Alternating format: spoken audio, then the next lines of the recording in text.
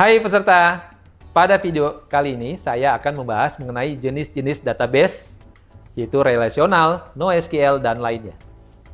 Mari kita mulai. Berikut ini penjelasan mendalam mengenai jenis-jenis database, termasuk database relasional, NoSQL, dan beberapa jenis lainnya. Sebelum kita memahami lebih dalam tentang jenis-jenis database, penting untuk memahami apa itu database secara umum. Secara sederhana, database adalah kumpulan data yang terstruktur yang disimpan secara terorganisir di komputer atau sistem komputer. Data ini dapat diakses, dimodifikasi, dan dimanipulasi sesuai kebutuhan. Pertama-tama, mari kita bahas database relasional. Database relasional adalah jenis database yang menggunakan struktur tabel untuk menyimpan dan mengorganisir data. Dalam database relasional, data diorganisir ke dalam tabel yang terdiri dari baris dan kolom. Setiap kolom dalam tabel mewakili jenis data tertentu, sedangkan setiap baris mewakili satu entitas atau catatan data. Hubungan antara tabel dijaga melalui penggunaan kunci asing yang merujuk ke kunci utama di tabel lain.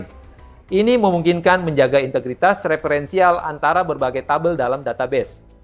Salah satu kelebihan utama dari database relasional adalah kemampuannya untuk menyediakan konsistensi data yang tinggi dan dukungan yang baik untuk transaksi. Ini membuatnya menjadi pilihan yang baik untuk aplikasi yang membutuhkan keakuratan dan keandalan data, seperti manajemen basis data atau DBMS tradisional seperti MySQL, PostgreSQL, dan Oracle. Namun, meskipun memiliki banyak kelebihan, database relasional juga memiliki beberapa keterbatasan. Salah satunya adalah skalabilitas horizontal yang terbatas, yang berarti sulit untuk memperluas sistem basis data relasional secara horizontal dengan menambahkan lebih banyak server. Ini dapat menjadi masalah ketika datang ke aplikasi dengan volume data yang sangat besar atau membutuhkan skala yang sangat besar. Inilah mengapa NoSQL muncul sebagai alternatif untuk memenuhi kebutuhan akan skalabilitas dan fleksibilitas yang lebih besar. NoSQL yang merupakan singkatan dari Not Only SQL adalah jenis database yang dirancang untuk mengatasi beberapa keterbatasan dari database relasional.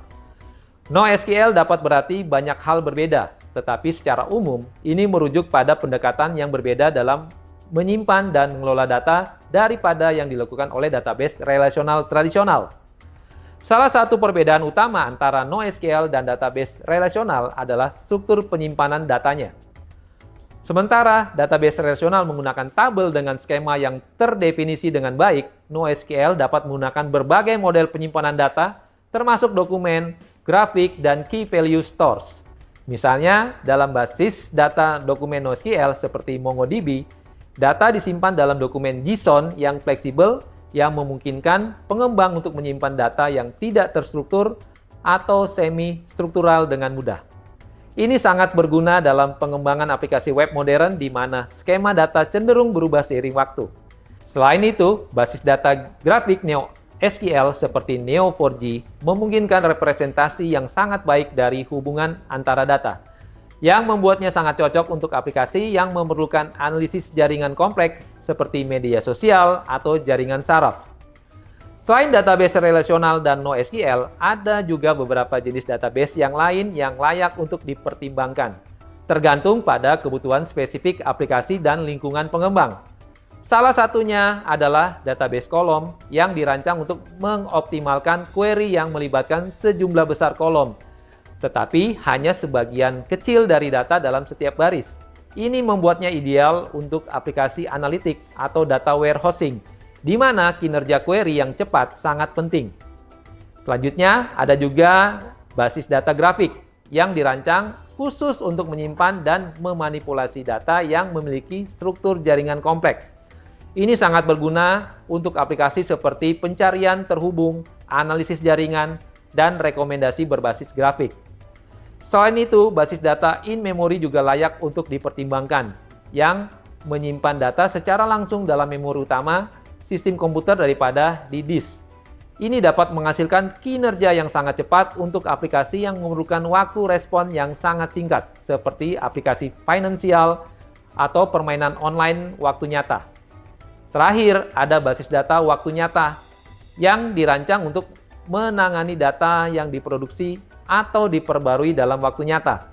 Ini sangat penting untuk aplikasi seperti analisis streaming, sistem monitoring, dan permainan online multiplayer. Secara keseluruhan, memiliki jenis database yang tepat untuk aplikasi Anda melibatkan mempertimbangkan sejumlah faktor, termasuk skala data, kompleksitas data, kinerja, kebutuhan transaksional, dan banyak lagi. Dengan pemahaman yang baik tentang berbagai jenis database yang tersedia, Anda dapat membuat keputusan yang lebih baik dalam merancang dan mengimplementasikan solusi basis data yang sesuai dengan kebutuhan bisnis atau proyek Anda. Oke peserta, sekian untuk video kali ini. Mari kita saksikan video berikutnya.